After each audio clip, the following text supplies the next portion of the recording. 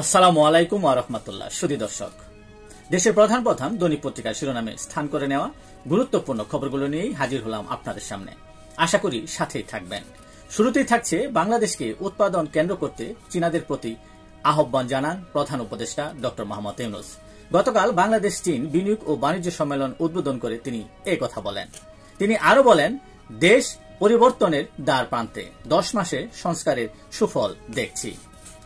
জুলাই গণ অভ্যুত্থানে মানবতা বিরোধী অপরাধ ট্রাইব্যুনালে শেখ হাসিনার বিরুদ্ধে প্রথম আনুষ্ঠানিক অভিযোগ আমলে নিল। শেখ হাসিনার পাশাপাশি আসাদুজ্জামান খান ও চৌধুরী আব্দুল্লাহ আল মামুনের বিরুদ্ধে 5টি অভিযোগ। জামায়াতে নিবন্ধন ও প্রতীকের বিষয়ে সিদ্ধান্ত নেবে ইসি, আপিল বিভাগ।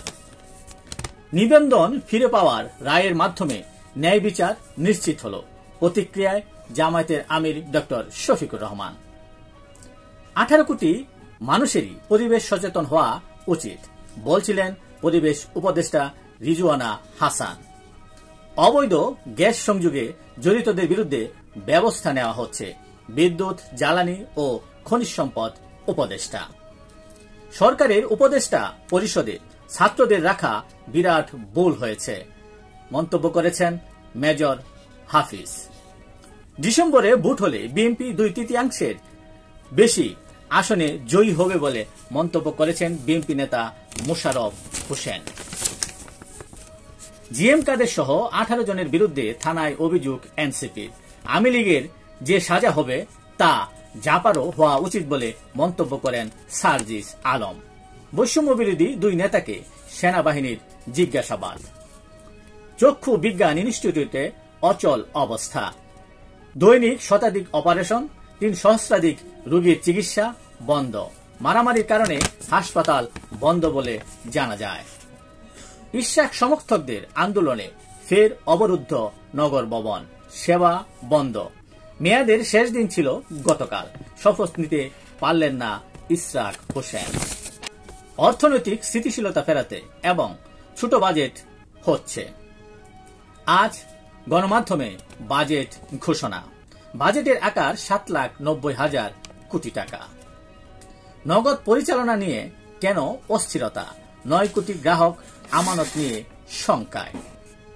দেশের প্রধান প্রধান দৈনিক পত্রিকার শিরোনামে উঠে আসা আন্তর্জাতিক খবরগুলোর মধ্যে শুরুতেই থাকছে রাশিয়ার 4 বিমানবন্দরে ইউক্রেনের ড্রোন হামলা, 40 যুদ্ধ বিমান ধ্বংস।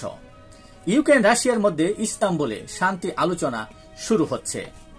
যুদ্ধবিরতি নিয়ে রাশিয়ার আন্তরিকতা। বিদেশি শিক্ষার্থী যুক্তরাষ্ট্রের জন্য কতটা গুরুত্বপূর্ণ?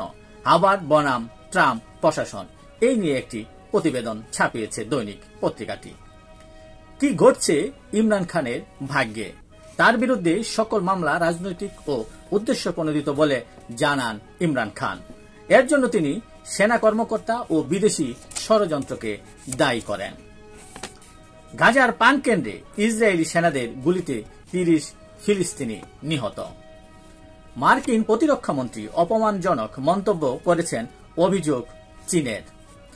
চীনকে ইন্দো প্যাসিফিকের প্রতি হুমকি হিসেবে মন্তব্য করেন মার্কিন প্রতিরক্ষামন্ত্রী, আর এতে চীনের প্রতিক্রিয়া জানান বা ব্যক্ত করেন যে তারা এই বিষয়টিকে চীন হুমকি হিসেবেই দেখছে।